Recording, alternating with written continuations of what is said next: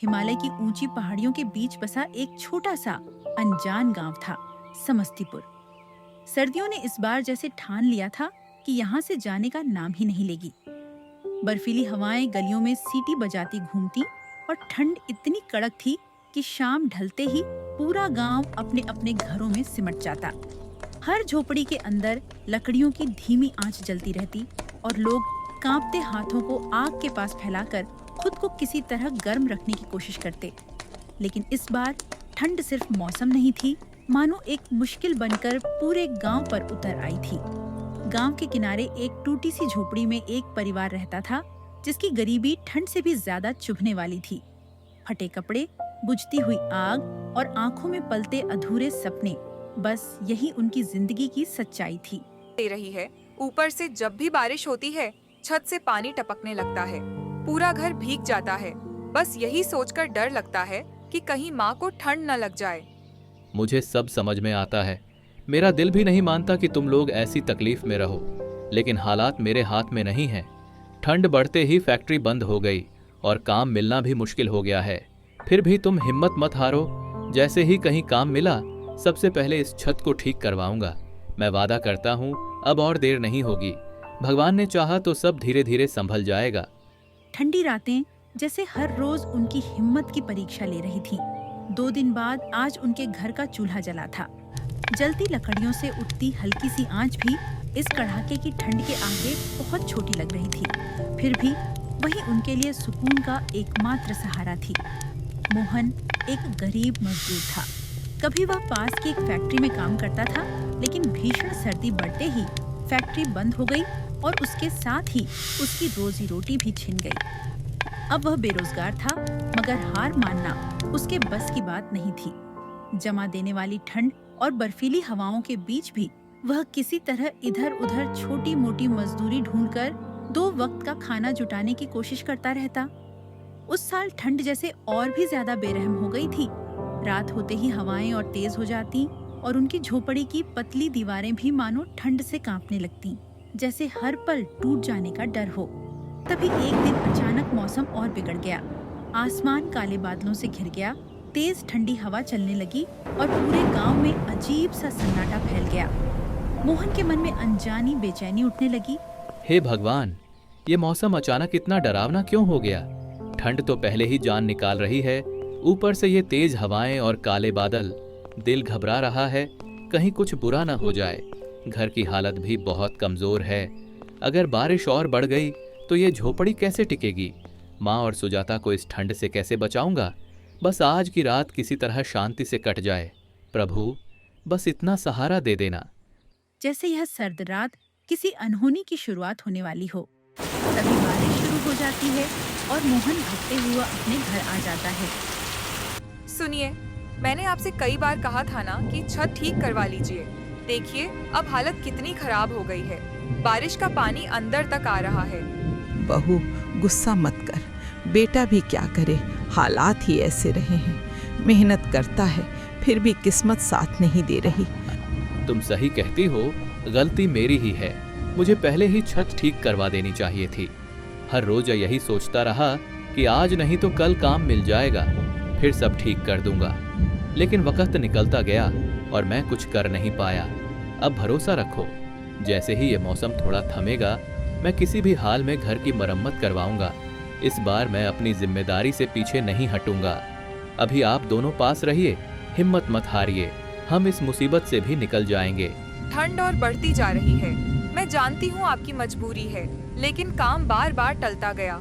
आज सच में बहुत घबराहट हो रही है। हे भगवान सब देख रहा है, धैर्य रखो। इस समय एक दूसरे का सहारा बनना ज्यादा जरूरी है। दोनों पति पत्नी आपस में बातें कर ही रहे थे कि तभी बगल के कमरे से छत टूटने की आवाज आई। वे पल भर के लिए डर गए। हे भगवान, ये कैसी जोर की आवाज आई? कहीं छत का कोई हिस्सा तो नहीं गिर गया? मुझे बहुत डर लग रहा है। ज्यादा सोचो मत, अभी एक पल भी यहाँ मत रुको। जल्दी बाहर निकलो, छत पूरी गिर सकती है। माँ को भी संभालो, तुरंत बाहर चलो। अब क्या करेंगे? चारों तरफ पानी भर गया है, पाँव भी ठीक से नहीं टिक रहा। ध्यान से चलो, घबराओ मत। बस बाहर निकल जाए, जान बची तो सब फिर से बना लेंगे। जल्दी जल्दी। कड़ाके की ठंड और तेज बारिश के बीच पति पत्नी अपनी बूढ़ी माँ के साथ मजबूर होकर घर के बाहर आ गए। ठंडी हवाएं शरीर को जमा रही थीं और बारिश की धाराएं लगातार गिर रही थीं। फिर भी वे तीनों एक दूसरे के पास खड़े रहकर सहारा बने रहे। बेटा, मुझे बहुत ठंड लग रही है। ये बारिश भी रुकने का नाम नहीं ले रही। अब हम कहाँ जाएंगे? शरीर कांप रहा है। डर लग रहा है कि इस खुले में कैसे रहेंगे। माँ, आप घबराइए मत। देखिए, सामने वह बड़ा सा पेड़ है, पहले उसके नीचे चलते हैं। वहाँ कुछ तो सहारा मिलेगा। आप मेरा हाथ थामे रहिए। जब तक मैं हूँ, आपको कुछ नहीं होने दूंगा। तीनों एक पेड़ के नीचे जाकर खड़े हो गए। बारिश अब और तेज हो चुकी थी और ठंडी हवा लगातार चल रही थी। तभी अचानक जोर की आवाज के साथ उनका घर भी ढह गया। अपना आशियाना टूटता देख मोहन की बूढ़ी माँ सावित्री की आंखों से आंसू बहने लगे।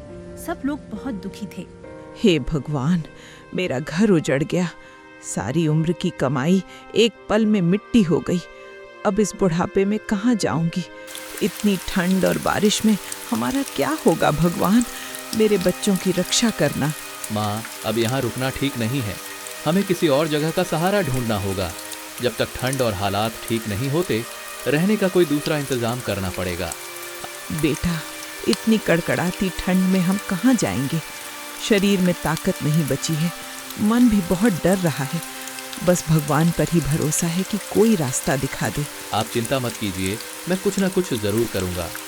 मोहन और सुजाता समझ नहीं पा रहे थे कि अब क्या किया जाए, क्योंकि कड़कड़ाती ठंड में उनके पास रहने का कोई सहारा नहीं बचा था। रात जैसे तैसे बीती और पूरे एक दिन तक मूसलाधार बारिश होती रही। अगले दिन आखिरकार बारिश थम गई, लेकिन पीछे छोड़ गई थी ठंड, तबाही और अनिश्चित भविष्य। जैसे ही वे तीनों अपने टूटे हुए घर के पास पहुंचे, बिखरी हुई दीवारें और टूटी छत देखकर उनके दिल भर आए। अपना आशियाना उजड़ा हुआ देख उन्हें गहरा दुख हुआ। आंखें नम हो गईं और मन में बीते दिनों की यादें उमड़ पड़ीं। सावित्री देवी वहीं फूट फूट कर रोने लगीं।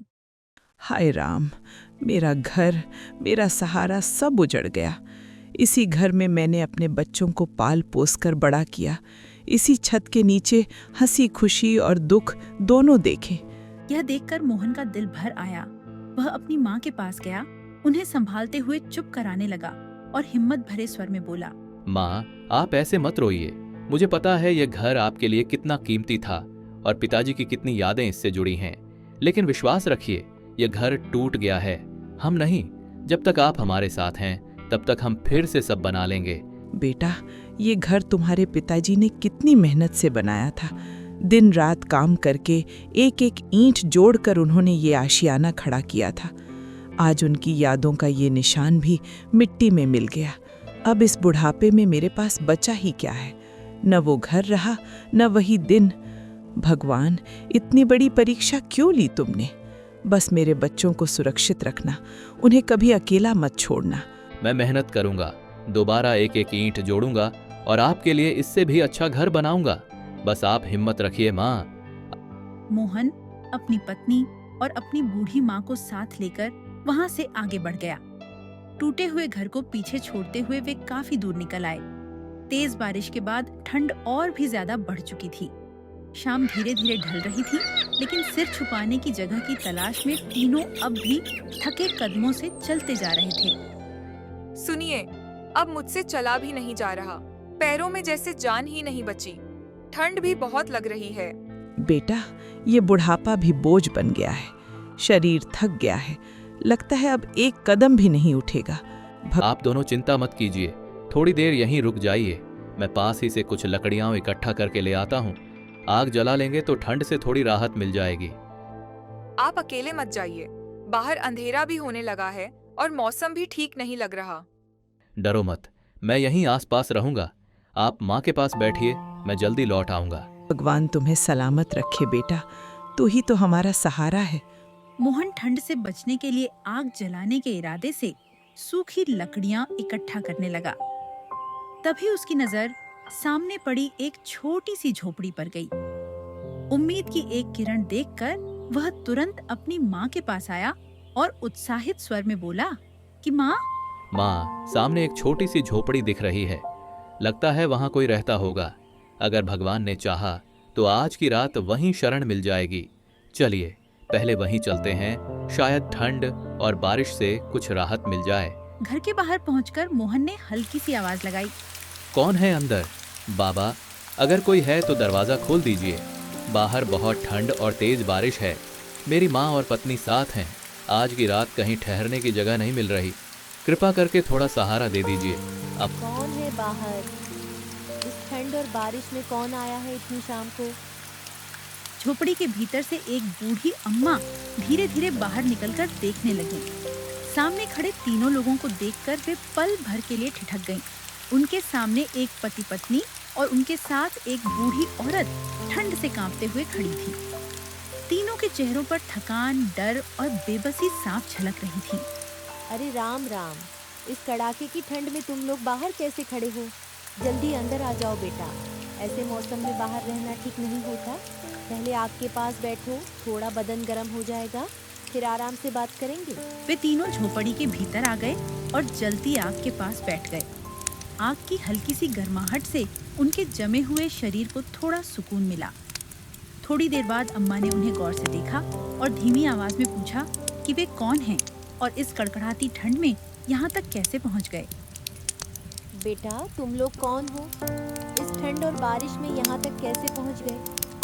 चेहरे देखकर लगता है बहुत बड़ी परेशानी झेल कर आए हो। माँ, हम इसी पहाड़ी इलाके के रहने वाले हैं। कल रात तेज बारिश और आंधी में हमारा घर ढह गया। माँ बूढ़ी हैं, पत्नी भी बहुत थक गई है। पूरी रात बाहर काटनी पड़ी, इसलिए किसी सहारे की तलाश में यहाँ तक आ गए। हाय राम, इतनी मुसीबत में हो तुम लोग? कहीं और रहने का कोई ठिकाना नहीं मिला क्या? नहीं अम्मा, सब कुछ उजड़ गया, बस जान बची, वही बड़ी बात है।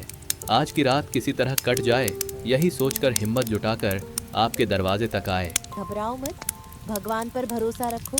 जब तक सांस चलती है तब तक उम्मीद भी जिंदा रहती है। थोड़ी ही देर में अम्मा ने उनके सामने सादा सा खाना परोस दिया।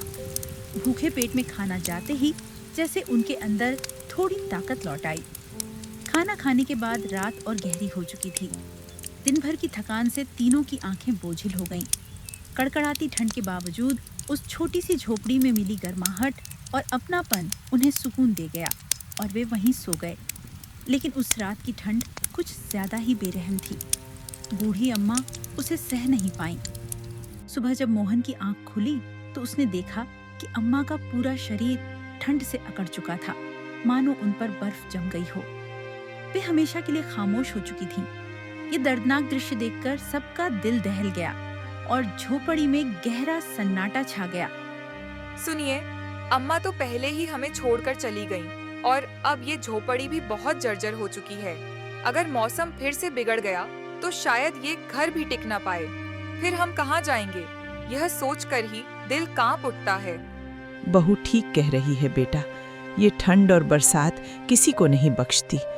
अम्मा ने सहारा दिया, लेकिन अब उनका जाना भी भगवान की मर्जी थी। बस डर यही है कि आगे क्या होगा। तुम दोनों चिंता मत करो, पहले हम अम्मा की अंतिम क्रिया पूरे सम्मान से करेंगे। उसके बाद मैं इस झोपड़ी को ठीक करने में लग जाऊंगा। चाहे कितनी भी मेहनत क्यों ना करनी पड़े, मैं इसे फिर से रहने लायक बना दूंगा। अगर भगवान ने साथ दिया तो अब हमें दोबारा बेघर नहीं होना पड़ेगा। अम्मा का अंतिम संस्कार करने के बाद तीनों कुछ देर तक गहरे दुख में डूबे रहे। फिर हालात से हार न मानते हुए उन्होंने अपनी टूटी फूटी झोपड़ी को दोबारा खड़ा करने का फैसला किया और नई शुरुआत करने में जुट गए। सावित्री और सुजाता जंगल से लकड़ियां इकट्ठा करके लाईं और मोहन उन लकड़ियों को झोपड़ी के चारों ओर सलीके से लगाने लगा। कड़ी मेहनत और आपसी सहयोग से कुछ ही घंटों में उन्होंने उस उजड़ी झोपड़ी को फिर से खड़ा कर दिया, पहले से कहीं ज्यादा मजबूत और उम्मीद से भरी हुई। रहने के लिए छत तो मिल गई है, लेकिन अब सोएंगे कैसे? जमीन इतनी ठंडी है कि सीधे लेटने से ठंड और लग जाएगी। कुछ समझ नहीं आ रहा क्या करें। बहू, तो चिंता मत कर, मैंने झोपड़ी के एक कोने में पुरानी चटाई देखी है, उसी को बिछा लेंगे। कम से कम जमीन की ठंड तो नहीं लगेगी। सावित्री सबके सोने के लिए एक पुरानी चटाई बिछा देती है ताकि थके हुए शरीर को थोड़ा आराम मिल सके। वहीं सुजाता रसोई में जाकर देखती है तो उसे वहाँ थोड़ा सा राशन दिखाई देता है। बिना समय गंवाए वह जल्दी से चूल्हा जलाती है और सबके लिए सादा लेकिन प्यार से भरा खाना बना देती है ताकि आज की रात वे भूखे न रहें। आज के लिए हमें इसी थोड़े से खाने में गुजारा करना होगा, लेकिन तुम फिक्र मत करो, कल सुबह से ही मैं काम की तलाश में निकल जाऊंगा। कैसी भी मेहनत करनी पड़े मैं पीछे नहीं हटूंगा। भगवान ने चाहा तो हमारे हालात भी एक दिन जरूर बदलेंगे। खाना खाकर वे सभी लोग आराम करने के लिए सो जाते हैं। अगली सुबह मोहन काम की तलाश में घर से निकल पड़ता है और किस्मत से उसे एक जगह मजदूरी का काम मिल जाता है। दिन भर मेहनत करने के बाद अपनी पहली कमाई से मोहन थोड़ी सी मिठाई और राशन खरीदता है और मन में नई उम्मीद लेकर घर की ओर लौट आता है। माँ सुजाता, आज सच में भगवान ने हमारी सुन ली। मुझे मजदूरी का काम मिल गया है। कम ही सही पर शुरुआत तो हो गई। अब धीरे धीरे सब संभल जाएगा। देखो, आज की कमाई से थोड़ा राशन और तुम्हारे लिए थोड़ी सी मिठाई भी लाया हूँ। अब आप लोग बिल्कुल चिंता मत करो। समय धीरे धीरे बदलने लगा। मोहन की मेहनत और ईमानदारी रंग लाने लगी और उसका जीवन फिर से पटरी पर आ गया। टूटी झोपड़ी अब एक सादा लेकिन सुरक्षित घर बन चुकी थी। सुजाता घर को संभालने लगी और सावित्री प्यार व आशीर्वाद से परिवार को जोड़े रखती थी। कठिनाइयों ने उन्हें तोड़ा नहीं बल्कि और मजबूत बना दिया। कहानी का अंत यही सिखाता है कि हालात